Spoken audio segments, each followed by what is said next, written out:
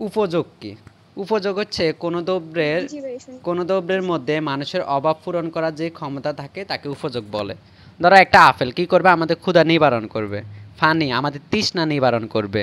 তো এই প্রোডাক্টগুলোকে আমরা উপযোগ বলবো, মানে যেগুলা আমাদের কোনো না কোনো অভাব পূরণ করবে।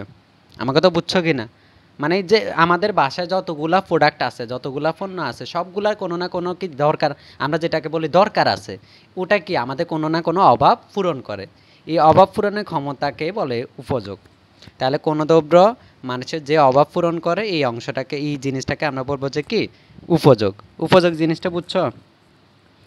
কোনো দ্রব্যের মধ্যে মানুষের অভাব পূরণের যে ক্ষমতা থাকে তাকে বলে হচ্ছে উপযোগ। ঠিক আছে? আর মোট উপযোগ কি? ধরো একটার উপযোগ, একটা প্রোডাক্টের উপযোগ এক, তারপর আরেকটা এরকম করে সবগুলাকে যদি আমরা একসাথে যোগ করি, টোটাল করি, এটাকে বলবো যে মোট উপযোগ। যেমন ধরো ওরা বলছে যে একজন ভোক্তা একটি নির্দিষ্ট সময়ে একটি নির্দিষ্ট পরিমাণ দ্রব্য ভোগ করে, এদের সকল একক থেকে, ধরো প্রথম লিচু থেকে তুমি 2 একক উপযোগ পাইলা, দ্বিতীয় লিচু থেকে ধরো তুমি 1 একক পাইলা, তৃতীয় লিচু থেকে ধরো তুমি আবার 1 একক পাইলা, তাহলে মোট 3টা লিচু থেকে তুমি কত উপযোগ পাইলা? 2 1 1 4। এটা হচ্ছে টোটাল উপযোগ, মানে মোট উপযোগ আর কি। একজন ভোক্তা অনেকগুলা, মানে বলছে একটি নির্দিষ্ট সময়ে একটি নির্দিষ্ট পরিমাণ দ্রব্য ভোগ করে, এদের সকল একক যখন যোগ করে তখন এটাকে বলে হচ্ছে মোট উপযোগ। তাহলে মোট উপযোগ বুঝছো? উপযোগ এবং মোট উপযোগ এই দুটা জিনিস পারবা নি? আচ্ছা, এবার হচ্ছে প্রান্তিক উপযোগ। এটা খুবই ভালো করে বুঝতে হবে। প্রান্তিক উপযোগ বিষয়টা কি? ধরো প্রথম লিচু থেকে তুমি 5 একক উপযোগ পাইলা, আরেকটা লিচু বাড়াইলা, মানে একটা লিচু এখন আরেকটা লিচু খাইলা, তাহলে দ্বিতীয় লিচু থেকে তুমি এই যে ধরো, আচ্ছা দুইটা লিচু থেকে আচ্ছা দ্বিতীয় লিচু থেকে ধরো পাইলে হচ্ছে 4 একক। আচ্ছা দুইটাকে টোটালে করি, দুইটা থেকে মোট পাইলা 9 একক। তাহলে বলো তো দ্বিতীয়টা থেকে এক্সট্রা কত একক পাইলা উপযোগ? প্রথমটা থেকে তো 5 পাই গেলা, তাহলে দ্বিতীয়টা থেকে দুটা মিলে মোট 9 হয়েছে, তাহলে দ্বিতীয়টা থেকে আমরা কত পাইলাম? 4 একক উপযোগ পাইলাম। এই 4 একককে বলতেছে যে প্রান্তিক উপযোগ। মানে 1 একক ভোগ করা, 1 একক বাড়তি ভোগ করার কারণে মোট উপযোগে যে পরিবর্তন হয়েছে এটা ধরো মোট উপযোগ। এই মোট উপযোগে যে পরিবর্তন হয় এটাকে বলে হচ্ছে প্রান্তিক উপযোগ। ধরো তুমি 2টা কলম কিনলা 10 টাকা দিয়ে, তো আরেকটা কলম মানে 2টা কলম কিনলে ধরো 10 টাকা দিই, তো তুমি আরেকটা কলম বাড়াইলা, বলা যে না আমি আরেকটা কলম কিনবো, তাই 3টে হলো, 3টা মিলিয়ে হলো ধরো 14 টাকা। তাই তৃতীয় নম্বর কলম তোমার কত টাকা গেল? 60 টাকা। এটাকে বলতে পারবা যে প্রান্তিক উপযোগ। মানে 1 একক বাড়তি ভোগ করার কারণে তোমার টোটাল মোট উপযোগে যেই পরিবর্তন হয় ওটাকে বলে হচ্ছে যে প্রান্তিক উপযোগ। তোমরা একটা উল্লেখযোগ্য বিধি শিখছিলা, কমরা সমান প্রান্তিক উৎপাদন বিধি, এটা মনে আছে? এটা কিন্তু এখানেও আছে, এটা কিন্তু অনেকবার আসছিল পরীক্ষায়, আসবেও এখনো। আচ্ছা, প্রান্তিক উপযোগ বুঝছো বিষয়টা? ওদের সংজ্ঞাটা দেখো, প্রান্তিক উপযোগে কি বলছে। কোনো দ্রব্যের ভোগ 1 একক বৃদ্ধির ফলে মোট উপযোগ যতটুকু বৃদ্ধি পায় তাকে বলেছে যাই প্রান্তিক উপযোগ। মানে আমি এক্সট্রা 1 একক ভোগ করার কারণে আমাদের মোট উপযোগে যে পরিবর্তন হয়েছে এটাকে বলেছে প্রান্তিক উপযোগ। বুঝছো? আচ্ছা, এই 3টা প্রশ্ন বুঝছো কিনা বলো? আচ্ছা, তারপরে হচ্ছে যে বিকল্প পণ্য। বিকল্প পণ্য কি? নির্দিষ্ট উদ্দেশ্যে সামনে রেখে একটি দ্রব্যের পরিবর্তে অপর দ্রব্য ব্যবহারের সুযোগ থাকলে সেটাকে বলা হচ্ছে বিকল্প দ্রব্য। ধরো উদাহরণ হিসাবে আমরা বলতে পারি চা কফি। আচ্ছা, আমরা কি চা কফি কি একসাথে খাই, নাকি যে কোনো একটা হইলে চলে? তুমি দোকানে গেলা, যাই বলা যে আমাকে 1 কাপ চা দেন, দোকানদার বললো যে আমার কাছে চা নাই, কফি হবে। আচ্ছা, তাহলে কফি দেন। তাহলে যে কোনো একটা হইলেই চলে, ওগুলো হচ্ছে বিকল্প দ্রব্য। আচ্ছা, মানে চা খেলে সে আর কফি খাবে না, কফি খেলে চা খাবে না, এটা হচ্ছে বিকল্প দ্রব্য আর কি। আবার ধরো হচ্ছে চিনি আর মিঠাই অনেকটা বিকল্প দ্রব্য, একটা নিলে আরেকটা নিবে না, এরকম আর কি। তাহলে বুঝছো বিকল্প দ্রব্য কি? আচ্ছা, তারপর হচ্ছে যে পর্যায়গত উপযোগ, এটা আসছে। আচ্ছা, পর্যায়গত উপযোগ কাকে বলে? উপযোগের সংখ্যার মাধ্যমে যখন পরিমাপ না করে, পছন্দক্রম মানে প্রথম পছন্দ দ্বিতীয় পছন্দ এরকম করে যদি, আচ্ছা, সংখ্যার মাধ্যমে পরিমাপ না করে যখন একটি নির্দিষ্ট পছন্দক্রমের মাধ্যমে উপযোগ সমূহের মধ্যে তুলনা করা হয়, তখন তাকে বলা হচ্ছে পর্যায়গত উপযোগ। মানে তুমি সংখ্যার ডিজিটের মাধ্যমে করলা না, একটা সিরিয়ালের মধ্যে করলা, ওটাকে বলা হচ্ছে পর্যায়গত উপযোগ। আচ্ছা, আর সংখ্যাগত উপযোগ তো বুঝছো, সংখ্যার মাধ্যমে প্রকাশ করবে কোন উপযোগ কতটুকু। কোনো দ্রব্যের বিভিন্ন একক থেকে প্রাপ্ত উপযোগ যখন সংখ্যার মাধ্যমে প্রকাশ করা হয় তাকে বলা হচ্ছে সংখ্যাগত উপযোগ। আর সংখ্যার মাধ্যমে প্রকাশ না করে যদি পছন্দক্রম মানে সিরিয়ালের মাধ্যমে করে তখন এটাকে বলা হচ্ছে পর্যায়গত উপযোগ। পছন্দ হলে পর্যায়গত, আর সংখ্যা ডিজিটের মাধ্যমে করে তাহলে সংখ্যাগত। আচ্ছা, এরপরে বলতেছে যে আমাদের গড় উপযোগ কি। গড় জিনিসটা তো বুঝছো, ধরো তুমি 5টা লিচু থেকে উপযোগ পাইলে হচ্ছে 20 একক, তাহলে গড় কত? 20/5, এটাকে বলা হচ্ছে গড় উপযোগ। তাহলে গড় উপযোগকে মোট উপযোগকে মোট ভোগের পরিমাণ দ্বারা ভাগ করলে যে ফল পাওয়া যায় এটা হচ্ছে গড় উপযোগ। এটা তো সহজ। তারপরে আসো, যেটা বুঝবে না আমার সাথে সাথে আটকাইও, বলিও, বলে ভাই এটা আবার বুঝে দেন। আর যেগুলা পরীক্ষা আসে নাই ওগুলা এতটা মানে একবার রিডিংয়ের মতো পড়ে যায় বাগা আর কি, এতটা দরকার না। যেমন এই যে এগুলা পরীক্ষা আসে নাই, পরিমাণগত উপযোগের বিশ্লেষণের প্রবক্তাকে, এগুলো এতটা আসে নাই। প্রান্তিক উপযোগ কাকে বলে? প্রান্তিক উপযোগ অলরেডি আমরা মনে হয় পড়েই ফেলছি, তো এই যে এখানে তো আবার আসছে এটা জিনিসটা, মানে অতিরিক্ত এক একক ভোগ করার কারণে আমাদের যে মোট উপযোগে যে পরিবর্তন হবে ওটাকে বলবো যে আমরা প্রান্তিক উপযোগ। প্রান্তিক উপযোগের সমতা আনয়ন করে, এটা সমপ্রান্তিক উপযোগ বিধি কখনো আসে না, এটা লাগবে না। আচ্ছা, মোট উপযোগ যখন সর্বোচ্চ হয় তখন প্রান্তিক উপযোগ কত হয়? এটা মুখস্থ না করি, এটা যদি আমরা একটা অঙ্ক করতে যাব তখন আমরা দেখব। ধরো মোট উপযোগ যখন সর্বোচ্চ হয়, ধরো মোট উপযোগ টোটাল সর্বোচ্চ হয়েছে ধরো 100, এর উপর থেকে ও আর বাড়ে না, তখন প্রান্তিক উপযোগ আগেরটার সাথে এটার ইয়া করলে 0 হয়। এখন এটা মুখস্থ না বুঝে অঙ্ক করতে গেলে, বড় প্রশ্নগুলো করতে গেলে এটা আবার বুঝে দিব, মনে রাখিও। মানে মোট উপযোগ যখন সর্বোচ্চ হয়, প্রান্তিক উপযোগ তখন 0 হয়। এটা মুখস্থ করা লাগবে না, এটা বুঝলেই হবে, এটা আমরা অঙ্ক করতে গেলে তখন দেখা দিব।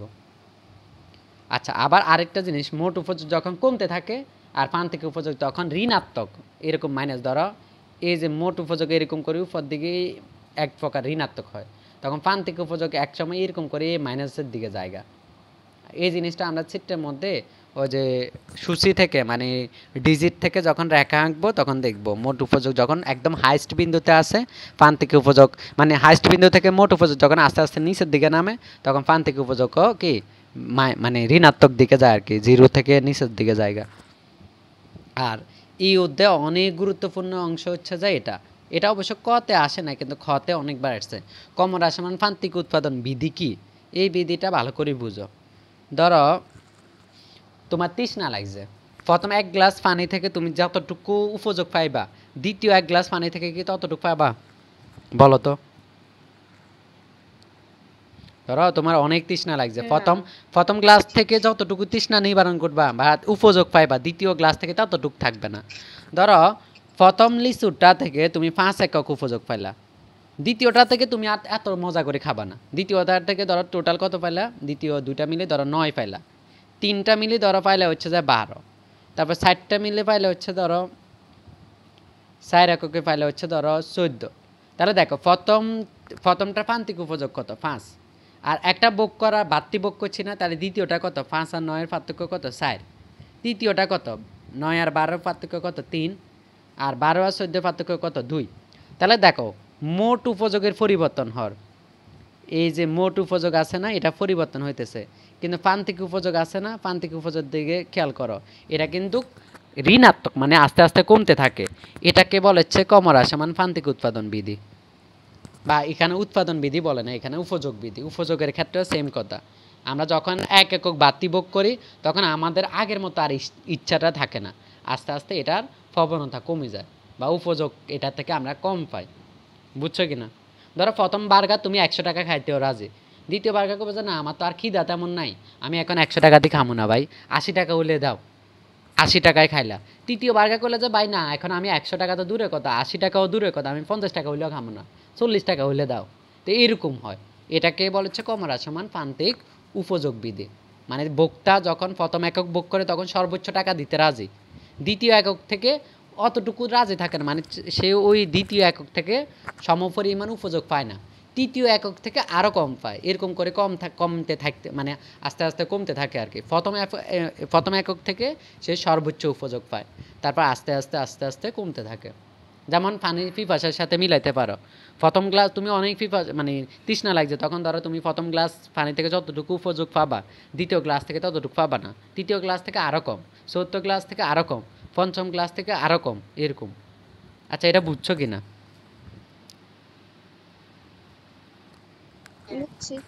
আচ্ছা, তারপর এটা হচ্ছে যে আমাদের মোট উপযোগ এই অংশটা, আর এই অংশটা আমাদের প্রান্তিক উপযোগ। এখন আমরা তা আমাদের মতো করেই বুঝলাম, ওরা কি লেখছে আমরা একটু দেখি। ওরা বলছে অন্যান্য অবস্থা অপরিবর্তিত থাকলে, ধরো দাম বা সময় এগুলো চেঞ্জ হয় নাই, একটা নির্দিষ্ট সময়ে কোনো বক্তা যতই একটি দ্রব্য ভোগ করতে থাকে ততই তার কাছে এর প্রান্তিক উপযোগ হ্রাস পায়। হ্যাঁ, আর এইভাবে প্রান্তিক উপযোগ হ্রাস পাওয়াকে ক্রমহ্রাসমান প্রান্তিক উৎপাদন বৃদ্ধি বলে। ওরা জাস্ট কোনো রকম নর্মালি বলে দিচ্ছে, আর কারণ আমরা একদম ব্যাখ্যা সহ বললাম, যখন তুমি এক একক বাড়তি ভোগ করবা তখন তুমি ওইখান থেকে উপযোগ আস্তে আস্তে কম পাবা, আগের মতো পাবা না আর কি। তারপর আচ্ছা, এরপরে আমাদেরকে বলতেছে নিরপেক্ষ রেখা, এটা আসে নাই। আচ্ছা, তবু আমরা বলি, কোনো রেখার উপর অবস্থিত বিভিন্ন বিন্দু দ্বারা নির্দেশিত দুই বা ততোধিক দ্রব্যের সংমিশ্রণকে যদি বক্তারের কাছে সমভাবে পছন্দসই হয় তাকে নিরপেক্ষ রেখা বলে। আমরা উৎপাদন সম্ভাবনা রেখা আঁকছিলাম, মনে আছে? এরকম অনেকগুলা বিন্দু পাই, এই সবগুলা বিন্দুকেও নিরপেক্ষ রেখা বলা যায়। মানে সবগুলা এই বিন্দুকে দ্বারা উৎপাদনকারী পছন্দ করে, এটাও করতেছে এরকম। যদি এটা লাগবে না, পরীক্ষা আসে নাই এখন পর্যন্ত। আচ্ছা, নিরপেক্ষ মানচিত্র কি, এটা আবার আসছে। দুটি অক্ষ বিশিষ্ট একই চিত্রে যখন কতগুলো নিরপেক্ষ রেখা পাশাপাশি অবস্থান করে তখন তাকে নিরপেক্ষ মানচিত্র বলে। আচ্ছা, এরকম এই নিরপেক্ষ রেখাগুলো দ্বারা যখন আমরা দুটি অক্ষ বিশিষ্ট একই চিত্রে যখন কতগুলো নিরপেক্ষ রেখা পাশাপাশি অবস্থান করে, আচ্ছা কতগুলো নিরপেক্ষ রেখা যদি পাশাপাশি অবস্থান করে তখন তাকে বলা হচ্ছে নিরপেক্ষ মানচিত্র। এটা মুখস্থ টাইপের। আর বাজেট রেখা কি? আচ্ছা, একজন ভোক্তা তার নির্দিষ্ট আয় দ্বারা বাজার হতে নির্ধারিত দামে একাধিক দ্রব্যে কি কি সম্ভাব্য সংমিশ্রণ ক্রয় করতে পারে তা যে রেখার সাহায্যে প্রকাশ করা হয় তাকে বাজেট রেখা বলে। যেমন আমরা বাজেট করি না, বা দাম রেখা। ধরো ভোক্তার কাছে ধরো 1000 টাকা আছে, সেই 1000 টাকার মধ্যে কোনটা কতটুকু কিনবে, এই জিনিসটাকে বলতেছে যে বাজেট রেখা। কি কি সম্ভাব্য সংমিশ্রণ, ধরো চাল কিনতে পারে, চাল বেশি ডাল কম, বা ডাল বেশি চাল কম, এরকম অনেকগুলা সংমিশ্রণে সে পণ্যদ্রব্য কিনবে, তো এটাকে বলতেছে বাজেট রেখা বা দাম রেখা।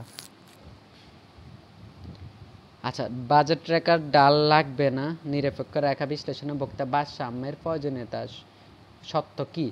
নিরপেক্ষ দাম রেখা ও বাজেট রেখা পরস্পর স্পর্শক হবে, অর্থাৎ ভারসাম্য বিন্দুতে উভয় রেখার ডাল পরস্পর সমান। আচ্ছা, ভারসাম্য বিন্দু কোনটা? যেটা হচ্ছে চাহিদা এবং যোগান সমান হয়, ওই জিনিসটাকে বলতেছে।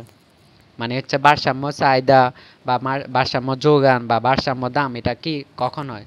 যখন চাহিদা এবং যোগান রেখা দুইটা বিন্দু যখন মানে দুইটা রেখা যখন একটা বিন্দুতে মিলিত, ওটাকে বলতেছে ভারসাম্য চাহিদা, ওই জিনিসটাকে বলতেছে ওরা। নিরপেক্ষ রেখার মাধ্যমে বক্তা ভারসাম্যের প্রয়োজনীয়তা, এটা লিখবানি। নিরপেক্ষ রেখার ডাল সমান, এই জিনিসটা লিখলে হবে। নিরপেক্ষ রেখার ডাল সমান সমান বাজেট রেখার ডাল, এই জিনিসটা লিখলে হবে, মুখস্থ করে ফেলিও। প্রান্তিক পরিবর্তনের হার বলতে কি বোঝা? প্রান্তিক আবার কি বলছে? প্রান্তিক বিকল্প হার কি? আচ্ছা, এটা কি বলছে? নিরপেক্ষ রেখার প্রতিটি বিন্দুতে বক্তার উপযোগ অপরিবর্তিত রেখে দুটি দ্রব্যের মধ্যে একটি অতিরিক্ত একক পাওয়ার জন্য অপরটি যে হারে ছেড়ে দিতে হয় তাকে প্রান্তিক পরিবর্তনের হার বা প্রান্তিক বিকল্প হার বলে। এটা একটা জিনিসের সাথে মিলে। সুযোগ ব্যয় জিনিসটা মনে আছে? সুযোগ ব্যয়, ধরো তোমার কাছে 10 টাকা আছে, 10 টাকা দিয়ে তুমি দুইটা প্রোডাক্ট কিনতে পারো। একটা ধরো কলম কিনতে পারো, একটা খাতা কিনতে পারো। তো কলম কিনলে খাতা কিনতে পারবে না, খাতা কিনলে কলম কিনতে পারবে না, যে কোনো একটা। তো ওই জিনিসটা কে বলতেছে দেখো, আবার পড়ো ইয়াটা। নিরপেক্ষ রেখার প্রতিটি বিন্দুতে বক্তার উপযোগ অপরিবর্তিত রেখে দুটি দ্রব্যের মধ্যে একটি অতিরিক্ত একক পাওয়ার জন্য, একটি অতিরিক্ত একক পাইতে গেলে আরেকটা অতিরিক্ত একক ছাড়ে দিতে হবে না? অবশ্যই।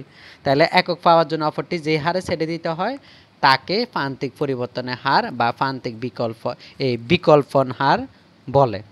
আশা করি পারবা। তারপর আয় প্রভাব কি? দুটি দ্রব্যের দাম স্থির অবস্থায় ভোক্তার আর্থিক আয়ের পরিবর্তনের ফলে ভারসাম্য অবস্থায় যে পরিবর্তন হয় তাকে আয়ের প্রভাব বলে।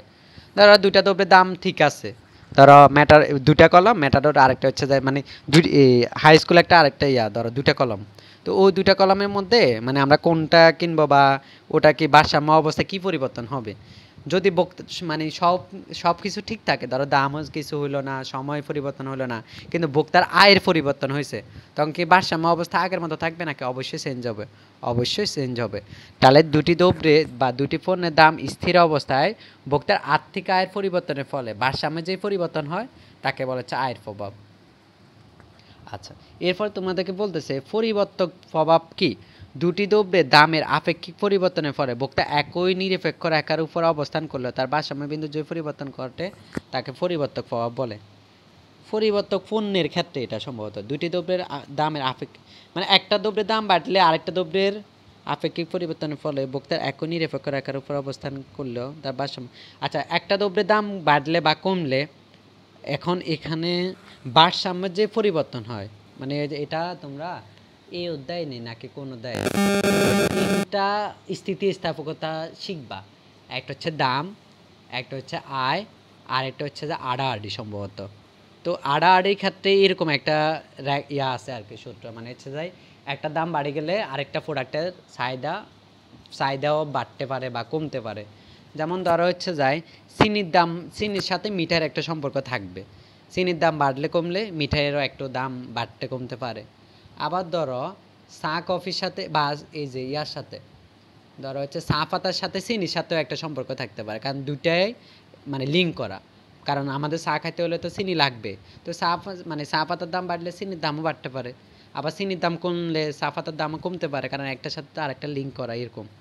তো ওটাকে বলতেছে যে পরিবর্তক প্রভাব, মানে পরিবর্তক পণ্যের দাম যখন দামে যখন পরিবর্তন হয় তখন ভারসাম্যের তাদের দুইটার মধ্যে ভারসাম্যে কি পরিবর্তন ঘটে এই জিনিসটাকে বলতেছে পরিবর্তক প্রভাব।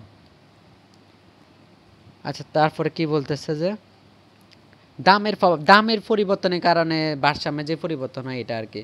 আয়ের পরিমাণ স্থির মানে অন্যান্য আয়ের পরিমাণ না, শুধু অন্যান্য সকল কিছু পরিবর্তন হয় না, স্থির আছে। একটি দ্রব্যের দামের পরিবর্তনের ফলে দ্রব্যের ক্রয়ের পরিমাণে বা দ্রব্যের চাহিদার বা যোগানের বা ক্রয়ের পরিমাণের উপর যে প্রভাব পড়ে তাকে বলেছে দামের প্রভাব। মানে দাম বাড়লে দেখবা যে চাহিদা কমে, আবার দাম কমলে দেখবা যে চাহিদা বাড়ে। আবার দামের সাথে যোগানো হচ্ছে সমমুখী সম্পর্ক, দাম বাড়লে যোগানো বাড়ে, দাম কমলে যোগানো কমে, এই জিনিসটাকে বলতেছে দামের প্রভাব। অ্যাঞ্জেল রেখা লাগবে না। ভোক্তার উদ্দীপ্ত কি? ভোক্তার উদ্দীপ্ত বলতেছে যে কোনো একটি দ্রব্য ক্রয়ের জন্য, ধরো হচ্ছে যায় তুমি একটা কলম 10 টাকা দিয়ে কিনতেও রাজি, কিন্তু বাজারে যায় দেখলা যে ওই কলমের দাম হচ্ছে 8 টাকা, তাহলে তুমি সেম মানে কলমটা 10 টাকা দিয়ে কিনতেও রাজি, কিন্তু তুমি দেখলা যে কলমটা কত 8 টাকা, তাহলে তোমার উদ্দীপ্ত হচ্ছে 2 টাকা। বুঝছো? আচ্ছা, তারপরে আচ্ছা এতটুকু বুঝছো কিনা বললাম, আমি অলরেডি 25টার মতো প্রশ্ন ছোট প্রশ্ন পড়াই ফেলছি। আচ্ছা, তারপরে বলতেছে যে আয় বগরা, এটা একবার মানে পড়লে পারবা এগুলা, মানে যেগুলো আমি একবার পড়াই দিতেছি না, তোমরা একবার পড়ে নিবা, আর পরীক্ষার আগে যদি রেকর্ডটা সম্ভব হয় দেখে নিবা, তাহলে হয়ে গেল। আচ্ছা, আয় বক্ররেখা কি? দ্রব্যগুলোর দাম বা ভোক্তার রুচি অপরিবর্তিত থাকা অবস্থায় ভোক্তার আয় পরিবর্তনের ফলে তার ভোগের উপর যে প্রতিক্রিয়া হয় তা যে রেখার সাহায্যে প্রকাশ করে তাকে বলা হয়েছে যে তাকে আয় বক্ররেখা বলে। ধরো তোমার মানে যখন বেতন 10,000 টাকা থাকে তখন তোমার ভোগ একরকম থাকবে, যখন তোমার বেতন 50,000 টাকাতে যাবে তখন কি তোমার ভোগ কি আগের মতো থাকবে নাকি চেঞ্জ হবে? অবশ্যই পরিবর্তন হবে। আবার যখন তোমার বেতন 1,00,000 টাকায় পৌঁছে যাবে তখন তোমার মানে ভোগটা আরও চেঞ্জ হয়ে যাবে। তো এটাকে যে রেখার সাহায্যে প্রকাশ করব এটাকে বলতেছে আয় ভোগ রেখা, মানে আয়ের পরিবর্তনের কারণে ভোগের কতটুকু পরিবর্তন হয়। আচ্ছা, তারপর হচ্ছে স্বাভাবিক পণ্য কি? আচ্ছা, যে সমস্ত দ্রব্য সামগ্রীর ক্ষেত্রে ভোক্তার আয় বৃদ্ধির সাথে সাথে দ্রব্য সামগ্রীর চাহিদা বাড়ে এবং ভোক্তা আয় হ্রাসের সাথে সাথে দ্রব্য সামগ্রীর চাহিদা কমে তাকে স্বাভাবিক পণ্য বলে। মানে তোমার আয় বাড়ছে ওই পণ্যের চাহিদাও বাড়ছে, তোমার আয় কমছে ওই পণ্যের চাহিদাও কমছে, এটাকে বলেছে স্বাভাবিক দ্রব্য। বুঝছো কি না? মানে তুমি আর আয় বাড়লে তোমার ওই জিনিসটা কিনাও বাড়ে, আবার আয় কমলে ওই জিনিসটা কেনাও কমে যায়, এটা। বক্তা উদ্দীপ্ত কি অলরেডি আমি পড়াই ফেলছি। তারপরে গিফেন দ্রব্য কি, এই জিনিসটা এইচএসসিতে অনেকবার পড়ছে। দেখো, যে সকল নিকৃষ্ট দ্রব্যের ঋণাত্মক আয় প্রভাব বা ধনাত্মক পরিবর্তক প্রভাবের তুলনায় অধিকতর শক্তিশালী তাকে গিফেন দ্রব্য বলে। গিফেন দ্রব্যদের দ্বারা এরকম বলতে পারি আমরা, মানে শূন্য আয়ও মানে এই জিনিসটা। কথা মাঝে মাঝে কাটি কাটি আসে, ক্লিয়ার বলে দেন। আচ্ছা, যদি যে অংশটা বুঝেন না আরেকবার কষ্ট করে রেকর্ডটা দেখে নিয়ে কেমন। এখন ডাটাও ভালো করে কাজ করে না, বুঝছো কিনা? ডাটা কিনেও লাভ হচ্ছে না, ডাটা আরও অবস্থা খারাপ ওয়াইফাই থেকে। তবু যদি বুঝতে অসুবিধা হয় আমার আবার ক্লাস শেষে আবার প্রশ্ন করিও, কোনটা কোনটা বুঝতেছো না দাগায় রাখো, ঠিক আছে? আচ্ছা, কিছু কিছু দ্রব্যের ক্ষেত্রে তোমার আয় কমলেও তোমার কিন্তু ওই প্রোডাক্টটা কিনতে হয়। যেমন ধরো তোমার আজকে এই মাসের ইনকাম 0, তবুও কি তুমি চাল ডাল না কিনে থাকতে পারবা? পারবা না তো। ওই সকল ক্ষেত্রকে আমরা বলবো যে গিফেন দ্রব্য। তারপর এমআরএসএ পুনরূপ হচ্ছে মার্জিনাল রেট অফ সাবস্টিটিউশন, কেমন?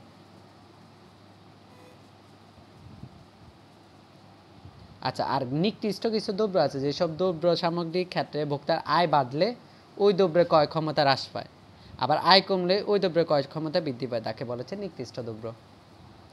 আচ্ছা, আমাদের ছোট প্রশ্ন অলরেডি শেষ, সবগুলো আমরা পড়াই নাই, কয়েকটা টুকটাক বাদ দিছি। বড় প্রশ্নতে আসেন। অলরেডি উপযোগ কি থিমটা তোমাদেরকে বুঝাই দিছি। কোনো একটা দ্রব্য আমাদের যে অভাব মেটানোর ক্ষমতা, ওই ক্ষমতাটাকে বলেছে উপযোগ। এবার তুমি তোমার মতো করে সুন্দর করে কয়েকটা উদাহরণ দিবা। হ্যাঁ, যেমন হচ্ছে যে ধরো পানি আমাদের তৃষ্ণা নিবারণ করে, পোশাক আমাদের লজ্জা নিবারণ করে, এরকম এগুলো আর কি। এগুলা কয়েকটা উদাহরণ তুমি তোমার মতো করে দিলা, এটাই। আবার এখানে অনেক অর্থনীতিবিদদের সংজ্ঞা দিলে ভালো, তবে এত সংজ্ঞা দেওয়া আমার মতো যদি মনে না থাকে, এত মুখস্থ বিদ্যার দরকার নেই, তুমি তোমার মতো করে সুন্দর করে ফুটে তুলবা, শেষ। আচ্ছা, উদাহরণ হিসেবে বলছে যে চাহিদা এইভাবে, আচ্ছা, খাদ্য, বস্ত্র, মদ, হিরোইন, নার্সের সেবা, শিক্ষকের শিক্ষাদান ইত্যাদি। আর মোট উপযোগ আমি তোমাদেরকে বুঝেছি, সবগুলো উপযোগকে আমরা যদি টোটাল করি ওটা হচ্ছে যে মোট উপযোগ, কেমন? এতক্ষণ যা পড়লাম তারে মানে বড় প্রশ্নের মধ্যে দিয়ে দিছে। প্রান্তিক উপযোগ কাকে বলে এটা কি আর বুঝাইতে হবে? এক একক মোট মানে উপযোগ বাড়ানোর কারণে মোট উপযোগে যতটুকু পরিবর্তন হয় ওটাকে বলা হচ্ছে প্রান্তিক উপযোগ। এটাকে আবার বলবো, পুরোটা পড়াই দিতে হবে? তোমরা পড়ে দেখবা, তবুও সমস্যা থাকলে আমারে বলবা। আর প্রান্তিক উপযোগ সূত্রটা একটু লিখে দিও, মোট উপযোগের পরিবর্তন আর এখানে তোমার এই যে কয় বা ভোগের পরিবর্তন, বা তুমি বলতে পারো যে এক একক বাড়তি উপযোগের, মানে এক একক বাড়তি উপযোগ, আর এটা হচ্ছে মোট উপযোগের পরিবর্তন। যেমন এটাকে যদি আমরা সূত্রে এভাবে যদি গাণিতিক ভাষা লিখতে পারি, তাহলে হচ্ছে মার্জিনাল ইউটিলিটি ইকুয়াল ডেল, ওই যে ত্রিভুজের মতো চিহ্ন, এটাকে বলা হচ্ছে ডেল মানে পরিবর্তন, টিইউ মানে হচ্ছে টোটাল ইউটিলিটি মানে মোট উপযোগ, আর নিচেরটা হচ্ছে ডেল পরিবর্তন, কিসের পরিবর্তন? কিউ কোয়ান্টিটি, ঠিক আছে? এখানে বলে দিয়েছে সাইড নোটে কোনটা কি। আচ্ছা, প্রান্তিক উপযোগ রেখা কেমন হবে, বা মোট উপযোগ ক্রমবর্ধমান হারে বাড়ে, মোট উপযোগ কম। আচ্ছা, তিনটা উৎপাদন বিধি আছে, সেমভাবে তিনটা উপযোগ বিধিও আছে, কেমন?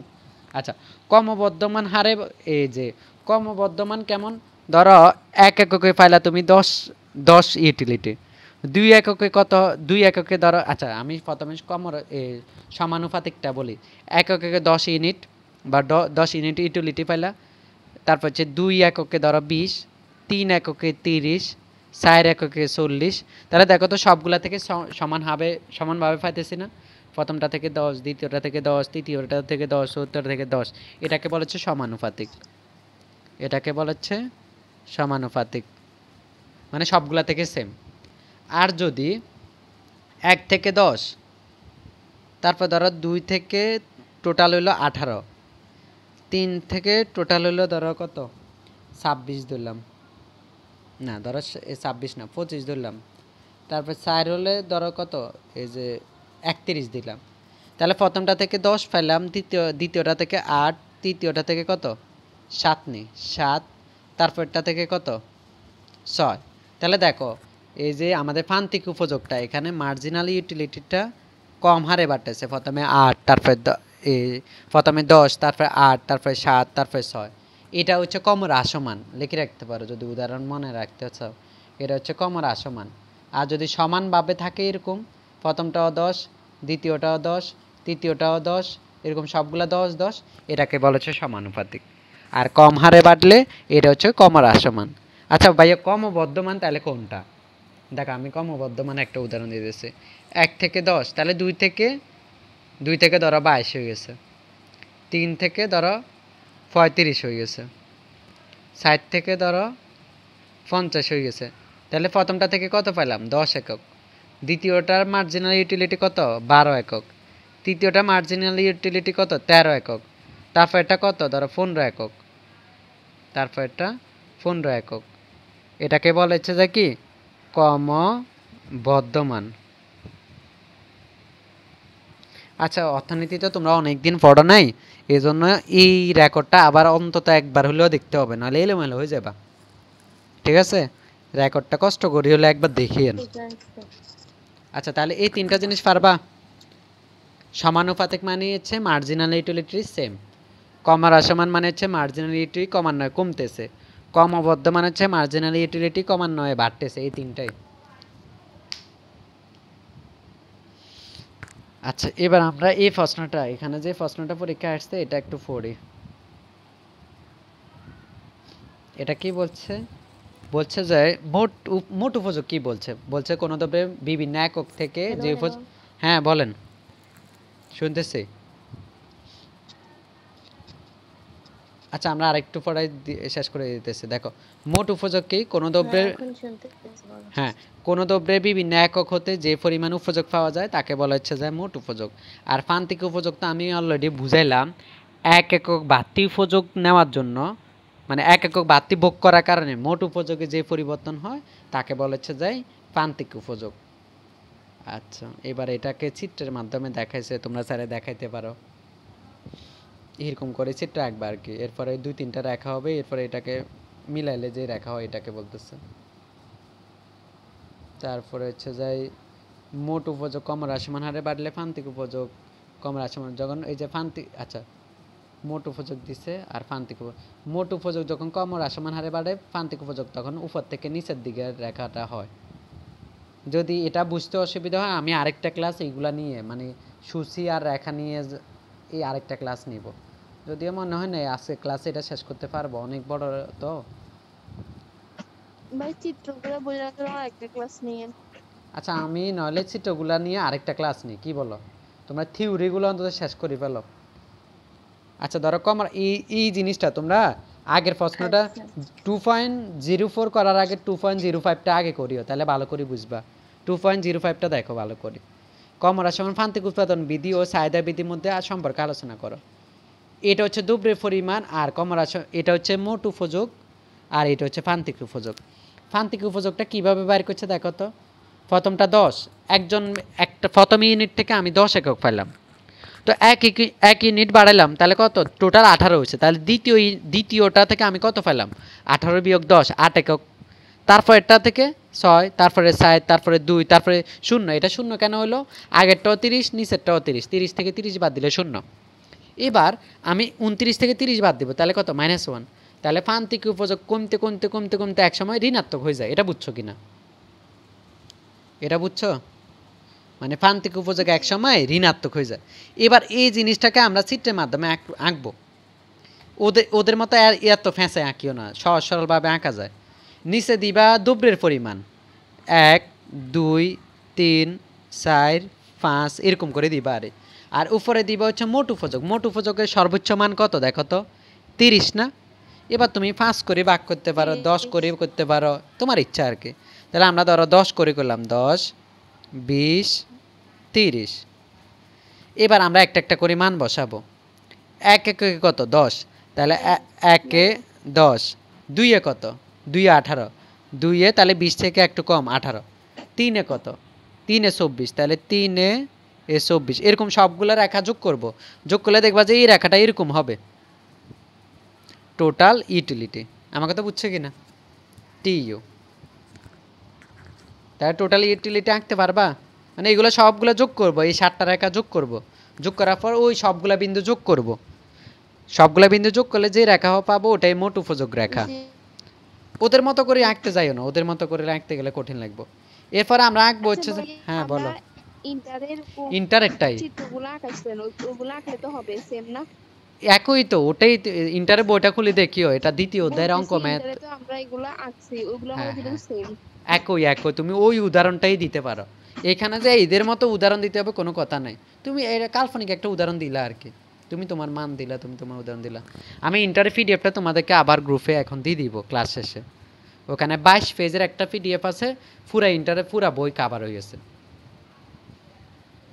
আচ্ছা ইন্টারে পিডিএফটা দিব মনে করিও যদি না দিই আমার গ্রুপে বলিও আচ্ছা তারপর এরপরে তোমরা প্রান্তিক উপযোগ সেমভাবে আঁকবা এখানে সবগুলা বিন্দু যোগ করবা ধরো এই যে একে হচ্ছে 10 একে 10 দুইয়ে কত দুইয়ে 8 এরকম করে সবগুলো আঁকবা আঁকলে এটা মনে হয় ইউ আকৃতির হয় ইউ আকৃতির নাকি হ্যাঁ ইউ আকৃতির হবে ইউ আকৃতির নাকি আচ্ছা সবগুলা করে দেখবে এটা কি আকৃতিটা কেমন হয় না একশো মানে ঋণাত্মকের দিকে যাবে গা একে হ্যাঁ না ইউ আকৃতির হবে না সরি মানে ঋণাত্মক হয়ে যাবে এরকম হয়ে যাবে সম্ভবত উপর থেকে নিচে হয়ে যাবে আচ্ছা করি ভাইয়া কথা ক্লিয়ার আসে না, স্ক্রিন বলতেছি দেখা যায় না। মার্জিনাল ইউটিলিটিটা সেম ভাবে করবা ধরো একে 10 দুইয়ে 8 তিনে তিনে 6 এরকম করে মার্জিনাল ইউটিলিটিটা করবা করি এই রেখাটা এরকম হবে বাম থেকে ডানে নিম্নগামী আচ্ছা নেটওয়ার্কের সমস্যা করে আমি বুঝতেছি তোমরা এই পিডিএফ পুরাটা একবার পড়ে ফেলবা পড়ে যেটা যেটা সমস্যা দেখাইবা এরপরে পরবর্তী ক্লাসে আমি চিত্র নিয়ে বেশিরভাগ কথা বলবো আমার কথা এখন শুনতেছ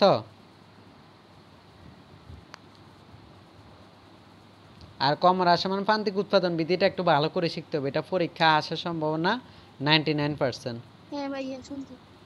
কমর আসমান প্রান্তিক উৎপাদন বিধিটা ভালো করে শিখবেন কেমন এটা আজকে যেটা বললাম আর ওই চিত্রগুলা আমি এই ওদের মতো এত কঠিন করে দেখানো দরকার নাই আমি বলবো চিত্র নিয়ে আরেকটা ক্লাস করাবো কেমন চিত্রটা এত কঠিন করে করার দরকার নাই ঠিক আছে তাহলে আজকে এতটুকুই থাক